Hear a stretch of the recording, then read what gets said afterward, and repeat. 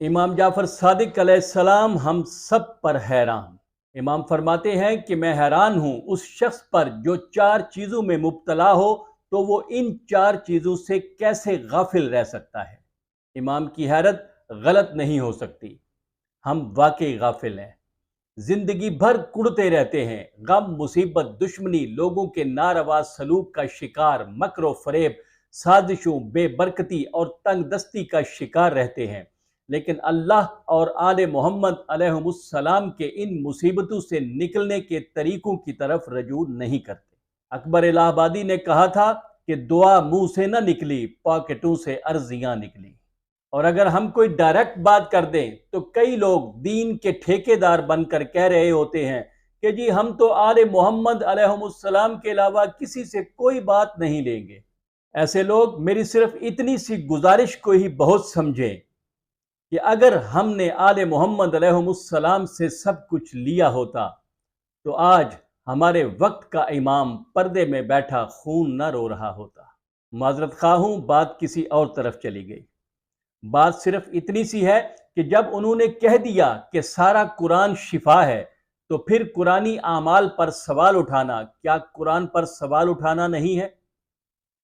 امام جعفر صادق علیہ السلام نے کن چیزوں پر حیرت کا اظہار کیا ہے؟ آپ کا یہ فرمان تمام معتبر کتابوں میں موجود ہے اور یہ پورا فرمان اس وقت آپ کی اسکرین پر موجود ہے۔ اس فرمان میں کمال یہ ہے کہ آپ نے مسئلہ بتایا، پھر اس مسئلے کے حل کا قرآن کا بتایا گیا طریقہ بتایا، اور پھر اس طریقے پر عمل کرنے کا جو نتیجہ قرآن نے بیان کیا وہ بھی بتایا۔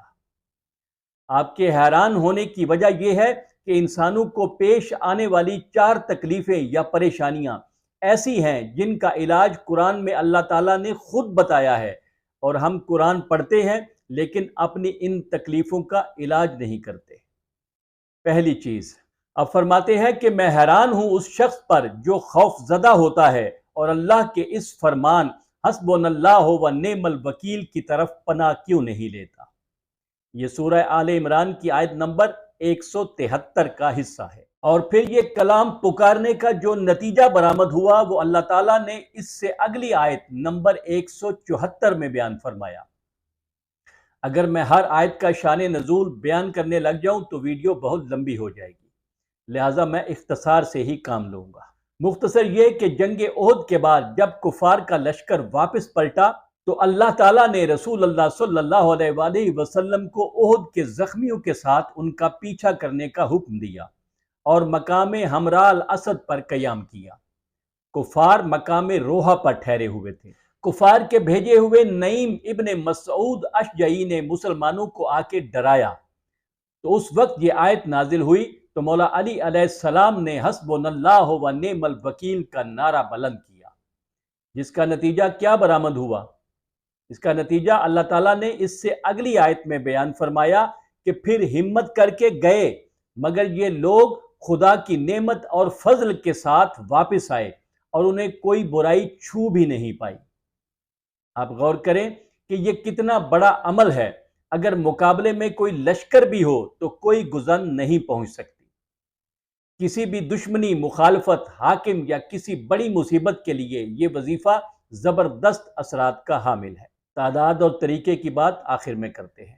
دوسری چیز، امام فرماتے ہیں کہ میں حیران ہوں اس شخص پر جو غمگین اور اداس ہوتا ہے، وہ کیوں اللہ عز و جل کے اس فرمان کی طرف پناہ نہیں لیتا، لا الہ الا انت سبحانک انی کنت من الظالمین، کیونکہ میں نے اللہ عز و جل کو اس کے فوراً بعد فرماتے ہوئے سنا ہے فاستجبنا لہ ونجیناہ من الغم وکذالک ننجی المؤمنین، ہم نے ان کی دعا قبول کی اور انہیں رنج سے نجات دی، اور ہم تو ایمانداروں کو یوں ہی نجات دیا کرتے ہیں۔ یہ سورہ انبیاء کی آیات 87 اور 88 ہیں۔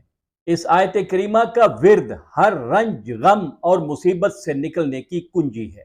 تیسری چیز، صادق آل محمد علیہ السلام فرماتے ہیں کہ میں حیران ہوں اس شخص پر جس کے ساتھ مکر، فریب یا سازش کی جاتی ہے، وہ کیوں اللہ کے اس فرمان کی طرف پناہ نہیں لیتا۔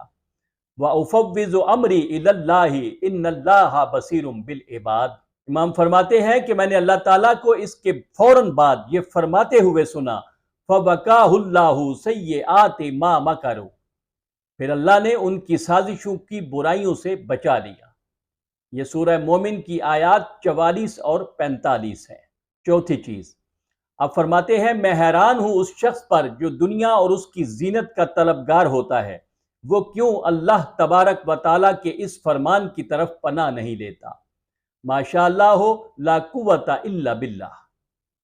یہ سارا واقعہ سورہ کہف کی آیات 32 تا 44 میں موجود ہے۔ امام فرماتے ہیں کہ اس ذکر سے دنیا اور اس کی زینتیں عطا ہوتی ہیں، یعنی آج کل کے حساب سے گھر، گاڑی، شادی، کاروبار سب کچھ اس ذکر سے مل سکتا ہے۔ اس ذکر کو اگر سلطان الوظائف کہا جائے تو غلط نہیں ہوگا۔ یہ 99 بیماریوں کا علاج بھی ہے۔ امام جعفر صادق علیہ السلام نے ان کی تعداد اور طریقہ نہیں بتایا، شاید اس لیے نہیں بتایا کہ ہم خود محنت کر کے اس کی تعداد اور طریقے کا پتہ لگائیں۔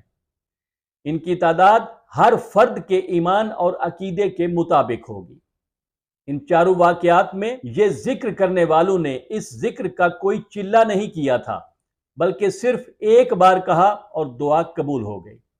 وجہ یہ تھی کہ وہ ایمان اور اللہ سے تعلق کے اس درجے پر تھے جہاں صرف ایک بار کہنا ہی کافی تھا۔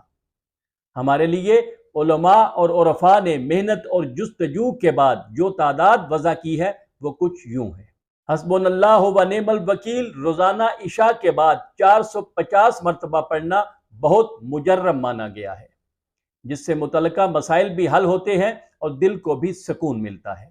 آیت کریمہ کی روزانہ 100 مرتبہ تلاوت سے برکات حاصل ہوتی ہیں۔ اگر پریشانی شدید ہو تو 40 دن روزانہ 313 مرتبہ پڑھیں۔ اس کا 40 دن میں 1.25 لاکھ کا ختم بھی کیا جاتا ہے۔ وَأُفَوِّضُ أَمْرِي کی روزانہ 11 مرتبہ تلاوت دشمنوں کے شر سے محفوظ رکھتی ہے۔ خاص خوف کے وقت 100 مرتبہ پڑھیں، اور اگر کوئی خاص دشمن ہو تو اس کے نام کی تعداد کے مطابق پڑھیں۔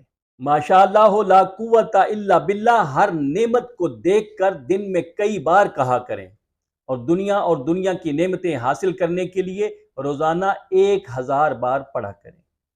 انشاءاللہ پھر ملیں گے۔